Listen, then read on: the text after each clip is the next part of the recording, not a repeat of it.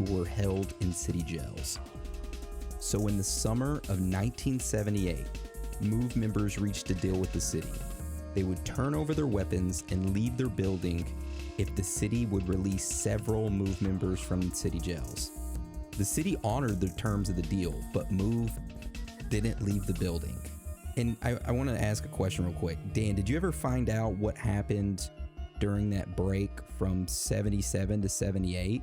Was it kind of like a standoff? Because there was like a year discrepancy from 1977 when they were first, when the police obtained a court order demanding the MOVE to vacate the home and surrender their weapons, to the summer when they reached a deal with their city. Was it just kind of like a negotiation going on the whole time?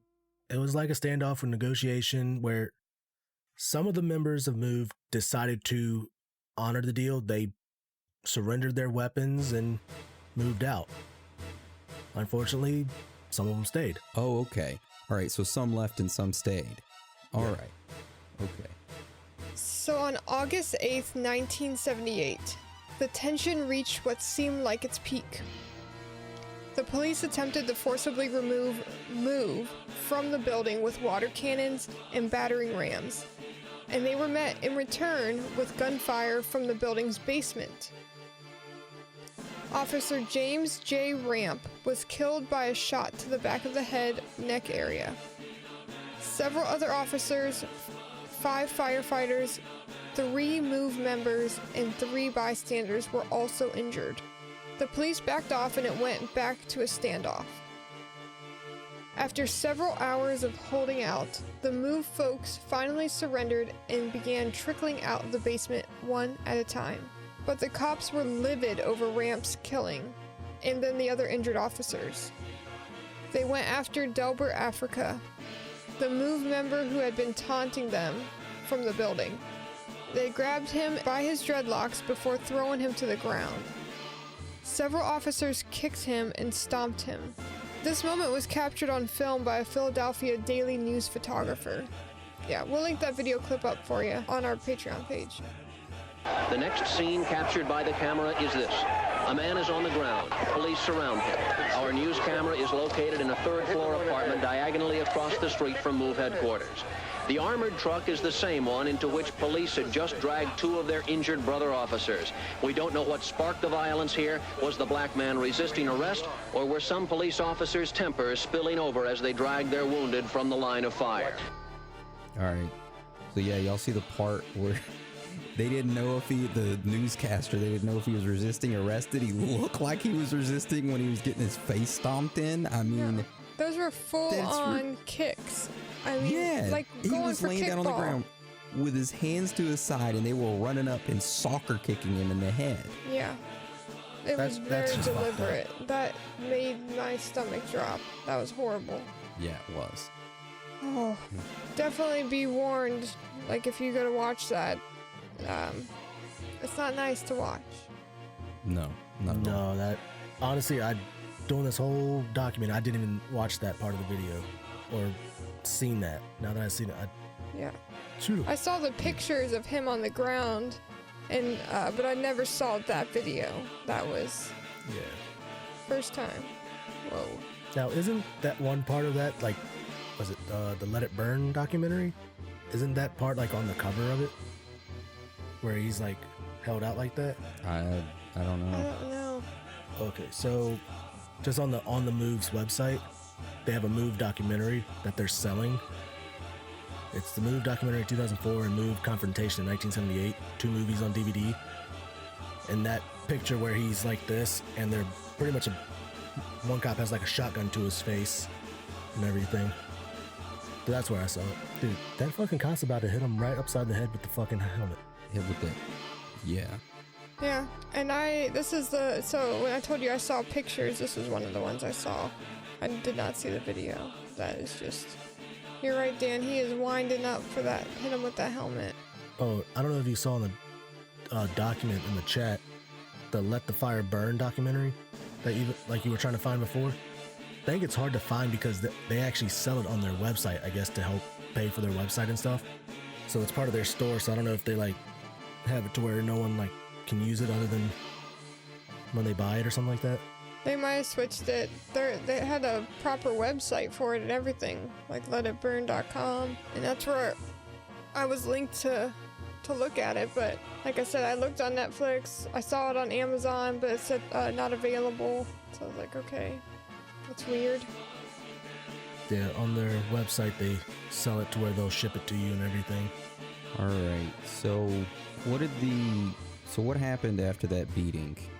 So MOVE representatives claimed that Officer Ramp was facing the house at the time and denied any responsibility for his death. The 9 members of MOVE were charged with third-degree murder for Officer Ramp's death, and they became known as the MOVE 9. Each was sentenced to a maximum of 100 years in prison, and they were Chuck, Delbert, Eddie, Janet, Janine, Merle, Michael, Phil, and Debbie Africa. Now, these were the 9 that were left, or these were the 9 that stayed in the building, right? That is what I believe is During the raid when Officer J. Ramp was shot and killed. Yeah. And all of them were charged. Holy shit. I know. I don't know. And the fact that they all said like Ramp was facing them, and like there's a lot of speculation on who shot who, but It's frustrating. Why would the cop have his back to the people he's trying to get into? It makes a lot more sense that his own people shot him in the back of their head because they weren't thinking. Yeah, that's during the yeah. That's a good theory. I like that. Yeah. All right, so that was the second encounter, and it just seems to build up and build up and build up. So now we're gonna move to the third encounter. So the third encounter, we're not gonna go straight into it. We're gonna say a couple things that lead up to it, to where then the encounter happens. So in 1981, MOVE relocated to a row house at 6221 Osage Avenue in the Cobbs Creek area of West Philadelphia. Then in the fall of 1984, MOVE, in anticipation for retaliation from the police, decided to build fortified bunkers on the roof and added even bigger bullhorns. And they also barricaded their windows and doors and all that. So they pretty much fortified the whole building. Oh, it was a fortress. It was a military fortress, man. Yeah, walls within the walls, so you couldn't just break down a wall and get in. Yeah, they went all out with it, not gonna lie. But and then 1985, neighbors there complained for many years throughout 1981 all the way to 85. They complained that the MOVE members were broadcasting messages by bullhorn at all hours of the day and night, in addition to concerns of compost being a health hazard, which they had a bunch of pets again. Those 50 and 60 dogs. Well, and if they're only eating fruits, veggies, and nuts, then they're definitely doing compost to utilize all of Earth's minerals and stuff. So they probably use that for fertilizer and then grew their own plants for all I know. So some of these complaints by neighbors was that they never picked up their pets' droppings, which, I mean, they kind of did, but then they just spread it out again. So it started to stink really bad. And, the whole messages with the bullhorn, one of the videos I saw where the neighbors were complaining, it was actually on Christmas Eve, I think of 1984, I believe it was. Either 83 or 84. It was Christmas Eve, and it was at 1 a.m. where they were broadcasting motherfuck Santa Claus. I do not understand why, but literally this is what the neighbor was saying. And they're just like, why would you do that? Why would our kids have to hear this profanity and all that? Motherfuck Santa Claus. It kind of makes me wonder. It kind of makes me curious if these... Did you see a video of the neighbors actually saying that? Yeah. We'll see. Oh, okay. Because it makes me curious. Do you think that the neighbors really said that, or it was made up by the police to kind of get people on their side after what happens during this third encounter? Because I started to get skeptical about some of the stuff that they were saying against MOVE. But then I seen a couple videos where I was like, oh, well, I don't know, I saw one where, I don't know who said it, but they said it was when everything was burning, and someone was like, they'll never call the police chief again, and then laughed. That was the police that was recording from across the street at the building. Honestly, I don't know if I have that video still. Yeah, it's fine. We can find it later. I guess just go ahead and continue. But yeah, I heard that. I started laughing because I just like, what? Motherfuck Santa Claus. Santa Claus. I said, okay. So the neighbors hated him, and their shit stunk real bad, and they were blasting messages with a bullhorn. Yep. Okay. All right. So on Sunday, May 12th of 85, Philadelphia police started evacuating the area of people that lived around the MOVE compound. And that's what they called it, the compound. They wanted the people out of their houses by 10 p.m. that night and told them that they needed to go stay with family or friends and not to come back home until 24 hours were up. So they expected this to last 24 hours at least. So then they were also getting ready for something big then. Yes. Damn. The day before. So at 3:30 a.m. on May 13th, the police called up utilities of the city and had them cut off gas and electricity to the area. Which honestly, that shouldn't have bothered the MOVE since they didn't use electricity. They didn't use it. Unless they already knew what they were gonna do and were trying to limit how big it got. Yeah. So fire trucks were set up with a snorkel attached to a cherry picker aimed at the MOVE compound, which I don't know if everyone knows what a cherry picker and a snorkel is. Do y'all know? I have I no know idea. the cherry picker, but I can assume what a snorkel is, but tell us, Dan. Yeah, so the cherry picker is that long ass arm on top of a fire truck, and at the end is the water snout, which they call the snorkel, which pretty much it's a water cannon. Oh, okay. Yeah, they just for some reason they call it a snorkel. It's like, all right. Cool. Because at first they did call it a deluge, which is like, but that's a water cannon on the ground, something like that. Something I read. Fancy Look terms. at you and your knowledge nuggets today. Yeah, I'm trying. Such a big brain. I know. They also had an M60 perched on the roof across the street from the MOVE compound. Now, Little excessive. what police like Christ. station or whatever has a fucking M60 just ready for use? I'll tell you who also has an M60 for use, and that's I Stephen knew you Patton. were gonna bring it in. I know it. Oh man. You know, I could play devil's advocate here and say, well, they probably brought in that M60 because of all the previous issues they've had with MOVE having guns, and they were like, well, we're gonna come prepared because they're always armed. Yeah, and I understand that. And it's just weird though. An M60. That's a big ass fucking machine gun. Then at 5:30 a.m., CBS News reporter came on the air. We interrupt regular programming for this special report. I'm Dennis Woldering with Harvey Clark at the corner of 62nd and Pine, where authorities continue preparations for an apparent confrontation with the radical group MOVE. A confrontation aimed at pushing that group out of this area. Do they think they're like rabid dogs and they're just gonna like shoo them out the neighborhood and they're not gonna come back to their homes? I mean, these people, just like everybody else, buy their homes and should be able to live where they live. They're not just gonna scurry away because you spray some water at it like a cat. Like, get away! What the? Does that actually work on cats? Oh yeah, I have a spray bottle that hangs on my headboard that's called Cat Be Gone, and it's just a spray bottle of water. Because sometimes Bediza gets a wild hair in the morning and just starts like, going at shit, and I spray it at her and she stops. Oh, shit. Dang, I need to try that with It's Gollum. amazing. It's a very good deterring technique. Do you have something like that for dogs? It's the same thing. 'Cause I'm pretty sure because if I spray like even a fucking water hose at my dogs,